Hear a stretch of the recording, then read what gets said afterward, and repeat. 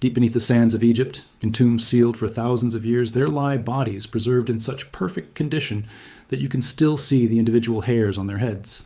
These are the mummies of ancient Egypt, the remains of pharaohs and noblemen and priests, bodies treated with such care and intentionality that they have survived the ravages of time almost intact. For generations, stories have circulated about these mummies, stories that have grown more elaborate and more sensational with each retelling. Stories about giants, about bodies of impossible size, about discoveries that museums have allegedly hidden from the public. Stories so persistent and so widely believed that millions of people around the world are convinced that Egypt is home to massive human remains, evidence of a lost civilization of giants. But when you peer beneath these stories, when you examine the actual evidence, when you look at what archaeologists have actually discovered, a very different truth emerges. The shocking truth about Egypt's giant mummies is not what you have been told. The myth of giant mummies is surprisingly recent.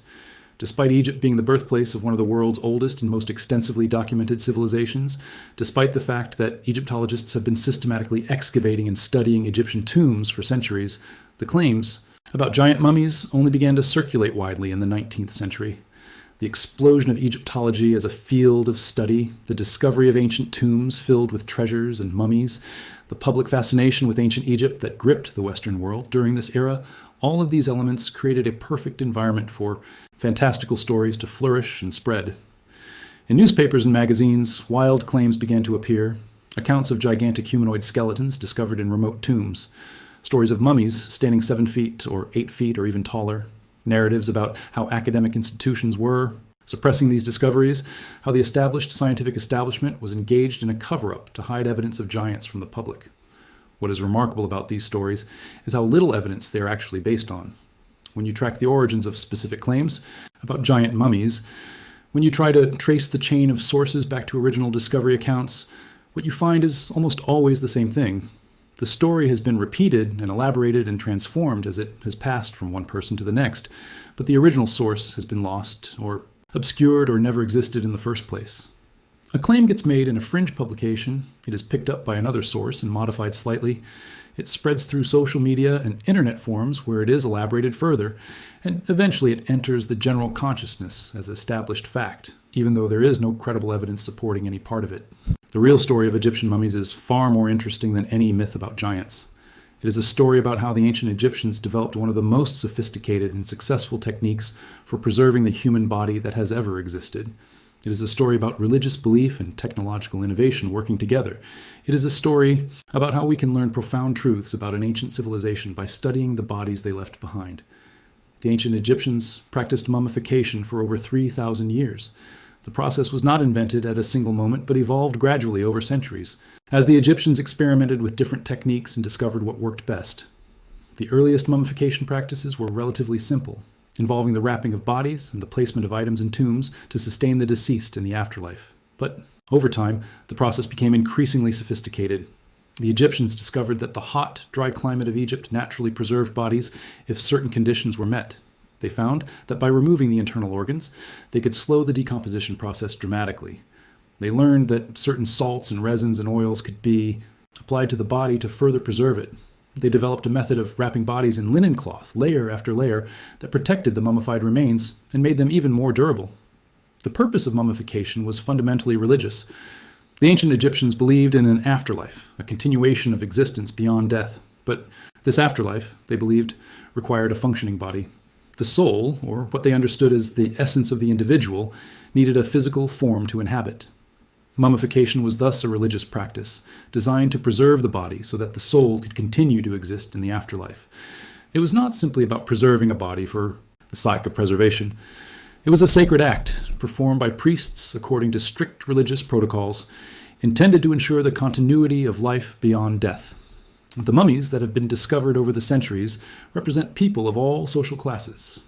The most famous mummies are the pharaohs and members of the royal family, whose tombs were enormous and elaborate, whose mummification was performed with the greatest care and expense, whose resting places were filled with treasures and provisions intended to sustain them in the afterlife.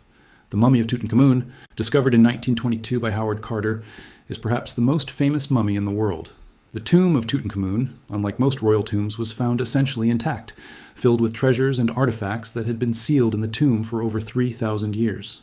when Carter opened the tomb and revealed the mummy of the young pharaoh, the world was transfixed. Here was the actual body of an ancient Egyptian ruler, preserved so perfectly that we could look upon his face across 3 millennia. The real story of Egyptian mummification is actually far more remarkable than any myth about giants. The fact that the ancient Egyptians developed techniques to preserve bodies so effectively that we can still examine them thousands of years later is genuinely astonishing.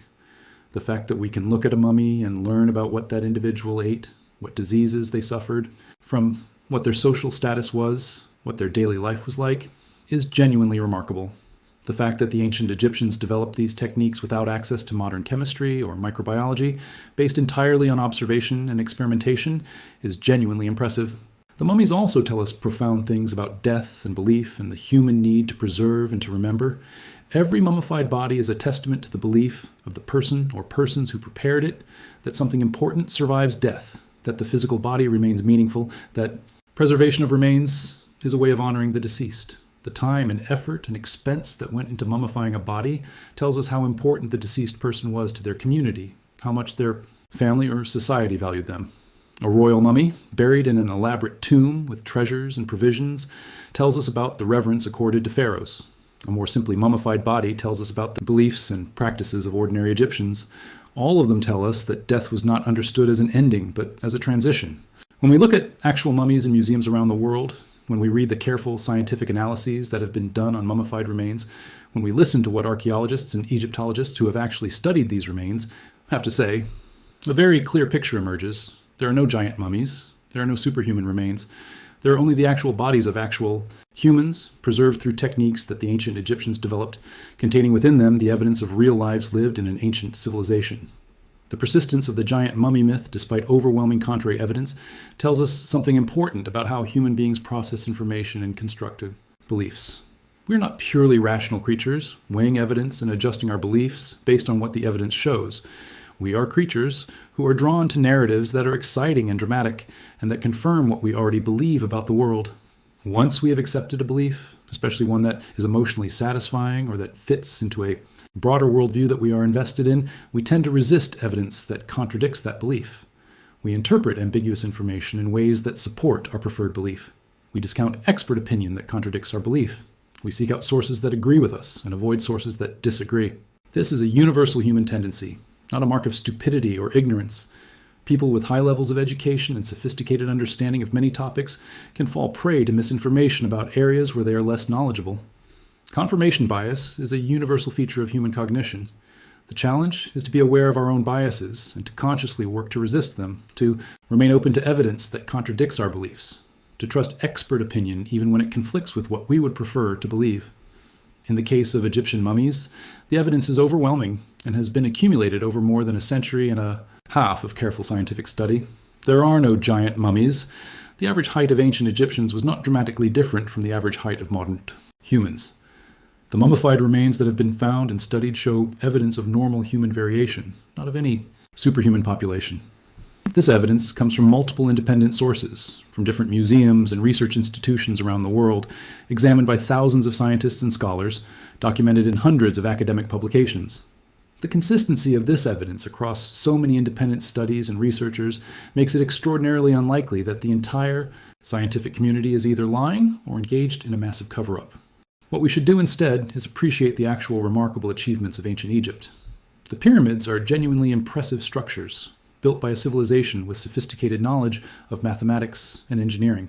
The mummies are genuinely remarkable bodies, preserved through techniques that show sophisticated understanding of the natural processes of decomposition.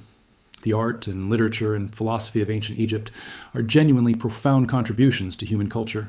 We do not need to invoke giants or impossible technologies or hidden cover-ups to appreciate how extraordinary ancient Egyptian civilization was. The reality, when we examine it honestly, is impressive enough on its own. As we move forward, as we encounter more claims about hidden or suppressed evidence of giants or other extraordinary beings, we should ask the hard questions. Where is the actual evidence? Has it been examined by multiple independent experts? Has it been documented in academic publications? Are there alternative explanations for what we are seeing that are more consistent with everything else we know? Can we trace the original source of the claim, or does the chain of sources break down at some point? When we apply these standards of evidence to claims about giant mummies, what we find is that there is no credible evidence supporting any of these claims. What we find instead is layers of repetition and elaboration, but no solid foundation of fact. The shocking truth about Egypt's giant mummies is simply this: there are no giant mummies. There are only the actual remains of actual humans, preserved through remarkable techniques developed by one of humanity's greatest civilizations.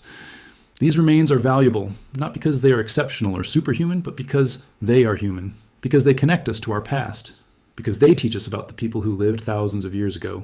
And that, honestly, is more than remarkable enough.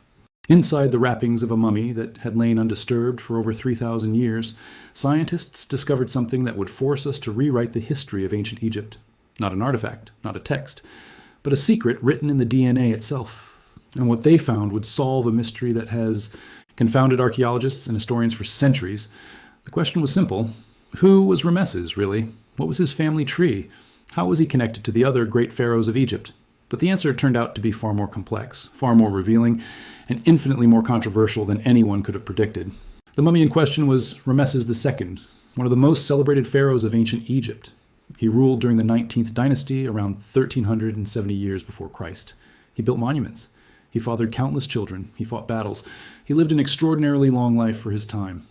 When he died, his body was mummified with extraordinary care and placed in a tomb in the Valley of the Kings. There it remained, untouched, for more than 30 centuries. Kings and emperors came and went, civilizations rose and fell, and Ramesses remained preserved in the dry Egyptian air, his body locked in time, his secret still sealed within. In 2010, a French researcher named Zahi Hawass led a team that would change everything. They did not destroy the mummy to study it. Instead, they used the most sophisticated DNA extraction techniques ever developed to analyze genetic material from inside the wrappings. They wanted to understand Ramesses' family tree. They wanted to trace his lineage. They wanted to know who his ancestors were and how he was connected to other pharaohs. What happened next shocked the archaeological world. For decades, scholars had assumed a particular family tree for the 19th dynasty. They had constructed elaborate genealogies based on written records, on inscriptions, on the relationships described in temple walls and papyri. They thought they understood the succession of power. They thought they knew the bloodlines. But DNA doesn't lie. DNA doesn't care about what was written 3,000 years ago. DNA is the ultimate historical record, and it told a story completely different from what historians had believed. The team extracted DNA from the teeth of Ramesses II and compared it to the DNA of other mummies from his time. They ran the genetic sequences through databases. They looked for markers that would indicate family relationships. And what they discovered was that several of the pharaohs that historians had placed in direct succession to each other were not actually closely related at all. Some of the connections that were thought to be tight family bonds were, in fact, quite distant. Some pharaohs who were thought to be half siblings or cousins turned out to have much more distant relationships. It was as if someone had written a completely accurate family tree, but gotten the connections wrong. This finding raised profound questions. If the family relationships were not as historians believed, what did that mean for how power was transferred? What did it mean for how succession worked in ancient Egypt? Were some of the pharaohs not actually heirs to the throne at all, but outsiders who somehow seized power? Were there hidden dramas, secret adoptions, illegitimate children raised as heirs? The DNA was opening a door into a world of political intrigue that the written records had carefully obscured or perhaps never recorded at all. Written records had carefully obscured or perhaps never recorded at all. One of the most startling discoveries was about Ramesses himself. The analysis revealed genetic markers that indicated his ancestry went back to Nubia, a region south of Egypt. This was completely unexpected. Ramesses was considered quintessentially Egyptian. He was the embodiment of Egyptian pharaonic power. Yet his genetics suggested a significant Nubian heritage. What did this mean? How extensive was the mixing of Egyptian and Nubian bloodlines among the royal families? Had this been deliberately obscured in the historical record? Was there a reason that royal scribes might have wanted to downplay Nubian ancestry? The implications rippled outward. If Ramesses had Nubian ancestry, then the entire concept of what it meant to be Egyptian royalty might need reconsideration. The boundaries between Egyptian and Nubian cultures were far more permeable than previously thought. Intermarriage was not just occurring, it was happening at the highest levels of power. Yet this was barely mentioned in the historical records. Either it was considered unremarkable at the time, in which case our understanding of racial and cultural attitudes in ancient times is very different from what we thought, or it was deliberately written out of history, which raises the question of why. But the DNA analysis of Ramesses revealed something even more striking. Genetic markers indicated susceptibility to certain diseases. Scientists could see in his DNA the vulnerability to inherited conditions that might have affected his health. Some researchers theorized that certain aspects of Ramesses' health and life expectancy might have been influenced by these genetic factors. Others went further, speculating about what ailments he might have suffered. The DNA became a window not just into his family tree, but into his physical body, his vulnerabilities, his mortality. There was also the question of parasites. When researchers extracted DNA from the mummified remains, they didn't just find Ramesses' DNA. They found the DNA of parasites that had lived inside him. Tiny. Roundworms, tapeworms, other organisms that would have been present in his digestive system during his lifetime. These parasites had been mummified along with him, their genetic material preserved in the ancient wrappings. Scientists could identify exactly which species of parasites had infected him. They could speculate about what symptoms he might have suffered, what discomfort he endured, what treatments he might have received. From these parasites, researchers could infer facts about his diet, his living conditions, his health. The presence of certain parasites indicated that his food and water were exposed to contamination. The types of parasites and their concentration suggested he was in relatively poor health despite being the most powerful man in Egypt. He lived in palaces, yet he suffered from the same infections that common people did. This humanized him. This made him real in a way that statues and inscriptions never could. The analysis extended beyond Ramesses himself to his family. DNA from multiple mummies in the royal family was sequenced and compared. Researchers could trace mutation patterns that appeared in some family members, but not others. They could track genetic diseases that ran through the royal lines. They discovered evidence of hemochromatosis, a genetic disorder involving iron accumulation in the body. This could explain certain health problems that several pharaohs were thought to have experienced. A genetic disease had been silently passing through the royal family, affecting multiple generations, possibly influencing the health and longevity of some of Egypt's most powerful rulers. One particularly astonishing discovery involved the identity of Ramesses' biological parents. Historical records identified his father as Seti I,